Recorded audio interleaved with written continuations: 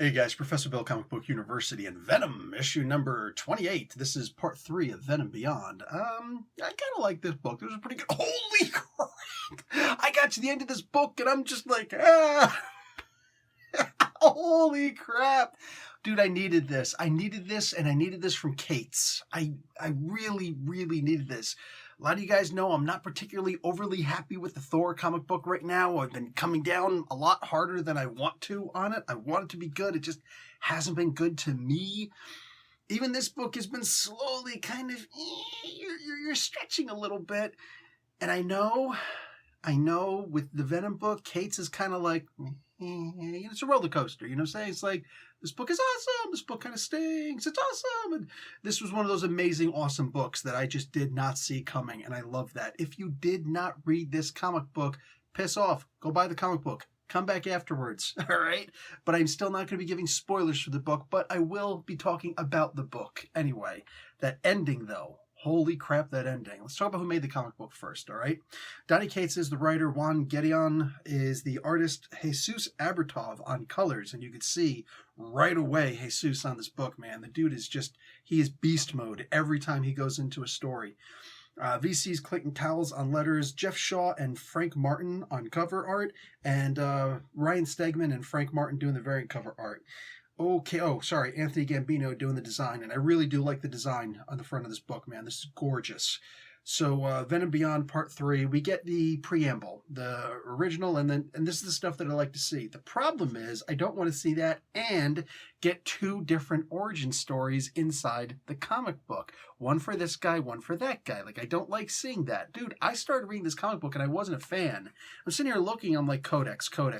Everybody thinks that he's Null. I didn't think he was necessarily Null, but he might have been Null because he looks like Null, for crying out loud, right? Maybe he's just the Null Messiah. I don't know. I'm not sure.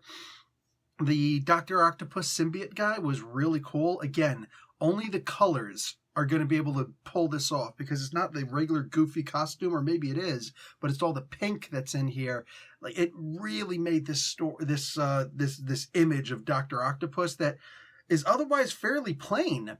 It just made it pop with the pink hues on here, man. Again, that's why I'm saying, dude, I've been a huge fan of Aburtov for a while.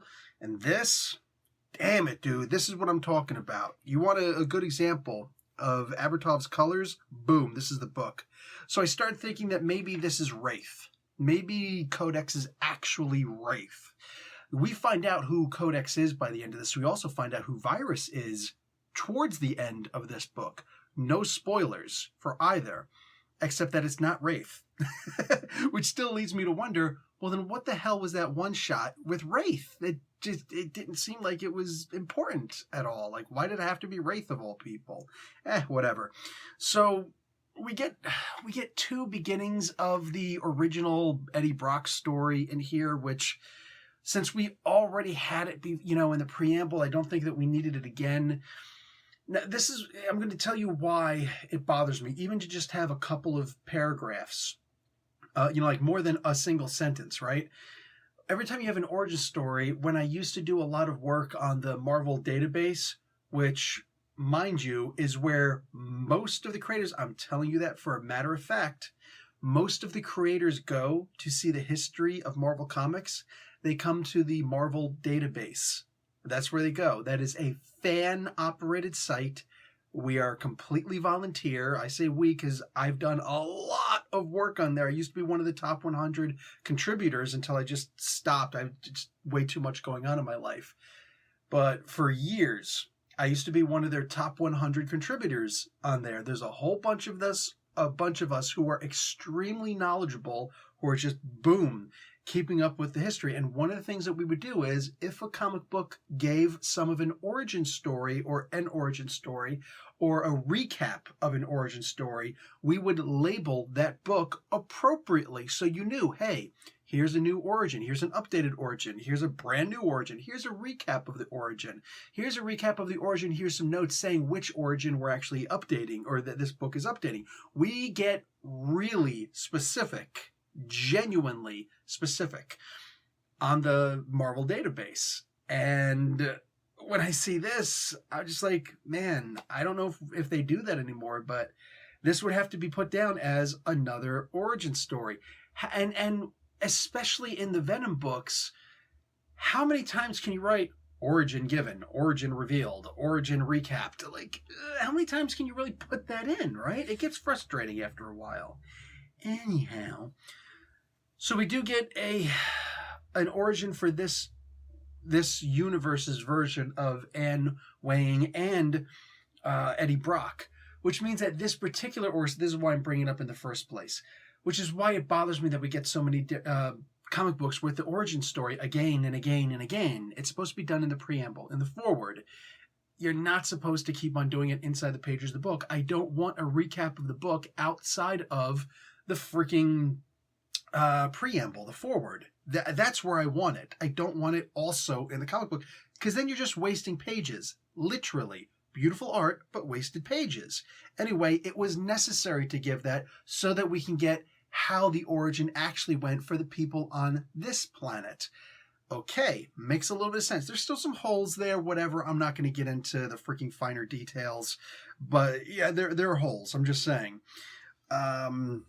This book had... Look, the idea that this universe has Anne Wang, the she-Venom, as the original Venom in the stories, very cool. I know there's going to be some people who are going to right away be like, wait a second, it didn't immediately start spawning. Well, you also got to remember the Marvel sliding time scale. Every time somebody tries to put a number, every 1 year is actually 7 years in the comics, or every 1 year is 6 years in the comics, every 1 year is 10 years in the comics. You know how many times that's changed? You know how many times it'll continue changing? Just, it's a sliding time scale. Know that if they say it in this way, it means that it's been in a very short period of time, non-specific, all right, non-binding. Anyway, something else happened in the book. Juggernaut shows up. Also Sabretooth. Omega Red, Wolverine, and the Thing show up also. Whatever. Those guys usually aren't completely punked out. The Thing can often argue that the Thing is punked out, but since he's a hero, that punking out only lasts for so long before he winds up, it's clobbering time and knocking somebody the hell out, right? But the Thing and Sabretooth are two of the many characters who are constantly punked out in the Marvel universe. It's like, oh, we're going to have him show up, and he's super duper powerful, and we're going to have him completely punked out by the hero in order to make the hero look stronger. It's like, okay, but what did you do to the villain now? Suddenly I see the Juggernaut, and I don't see the Juggernaut as a particularly tough character anymore. So the past 3 issues of a comic book where Juggernaut was just an absolute wussy, there's a problem with that. I usually come down on Jason Aaron pretty hard. I didn't dislike necessarily the first issue of his Thor, one of the many first issues of his Thor that had him fighting the Juggernaut, where it started raining hammers on Juggernaut just to win, because he did handle Juggernaut pretty well in there. Thor should have a hard time with Juggernaut, which means that Misty Knight shouldn't be able to one-shot him. Actually, that was Rhino, but still. Luke Cage shouldn't be able to one-shot him.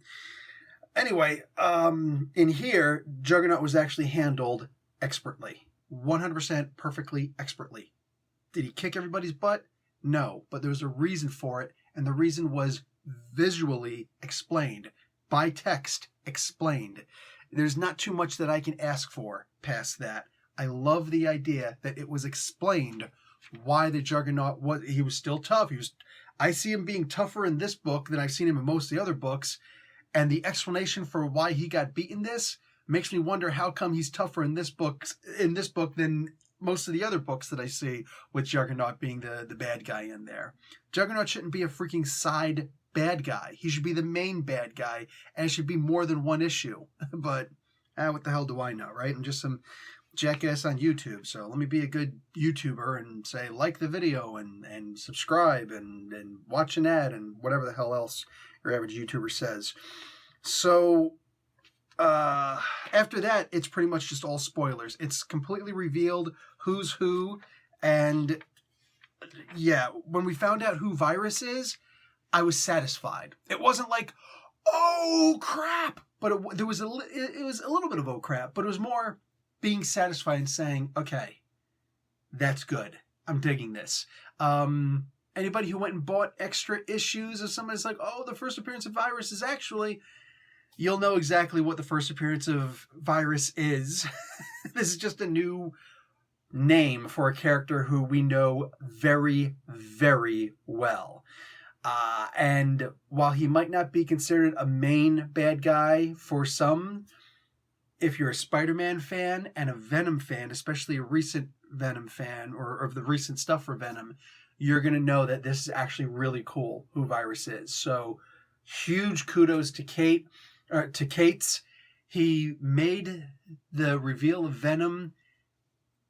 I guess holding on to it for too much longer would have been bad because we were all getting our hopes up. Speculators were going crazy over this. I'll tell you right now, though, the value of those speculator issues dropped significantly. So if you went back and you found like that old issue, the one guy who was called Venom, I found it for $2.38. So I bought it. You know what I'm saying? And it's locally. So I just picked it up and done. You know what I'm saying? $2.38.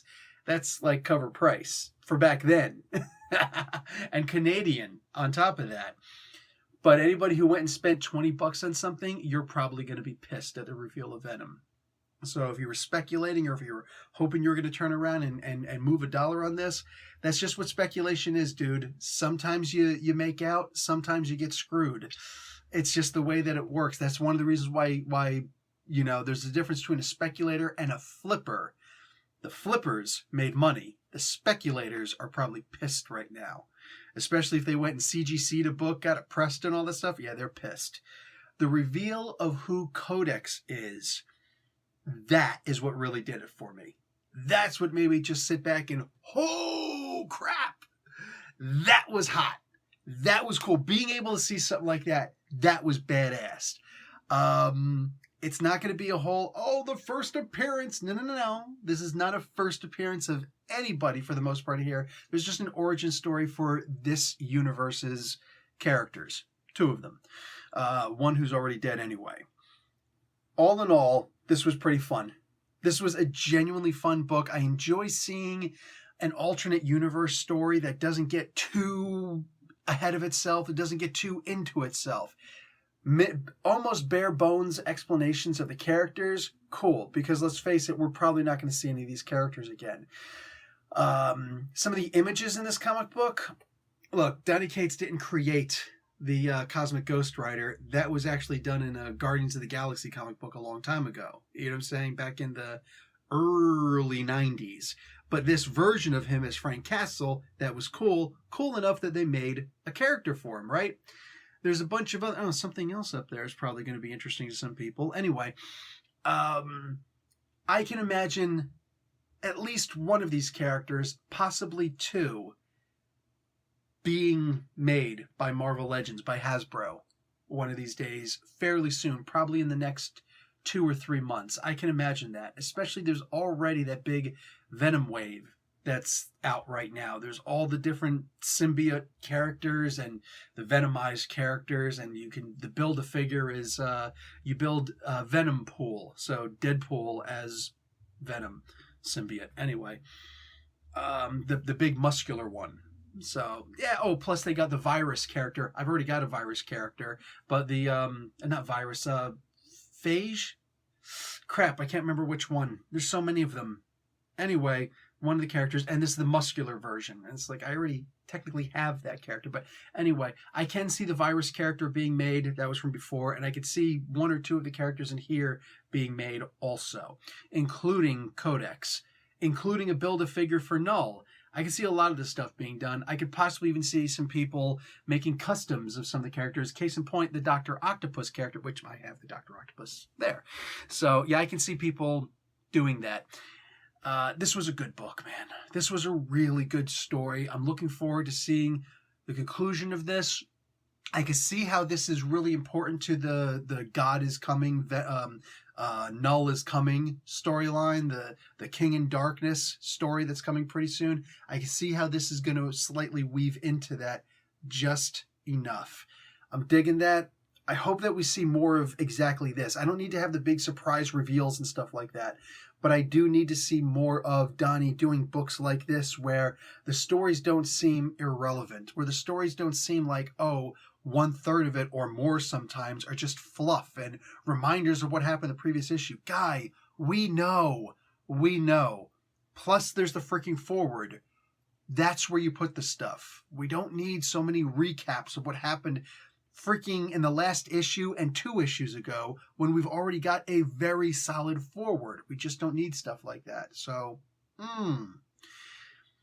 But if the books continue doing this, so even if you got some fluff in it, I'm still going to be impressed. I'm still going to be happy as hell.